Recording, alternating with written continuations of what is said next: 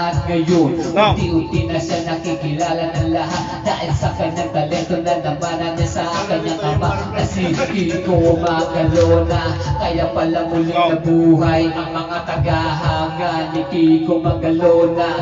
Muling inaawit ni Francesca yung kanta na pinasikat noon ng kanyang ama. Ngayon muli niyang pasisikatin yun. Sundan mo lang ang nasimulan ng iyong mama upang ang lahat ay makadama. Lahat nagsisimula sa wala at ang wala magkakaroon ng isang himala. Pagtiwala ka lang sa iyong sarili, huwag mo itong ikasakabi. Manalig sa Diyos at ikaw ay makakarakos. Meron lumahanga sa iyo, walang iba kundi ang iyong ina na nakasuporta. At kung kinaya ng iyong ama, alam namin na basta kayanin mo. Walang imposible kung gagawin. Kung hindi mo gagawin, ito ay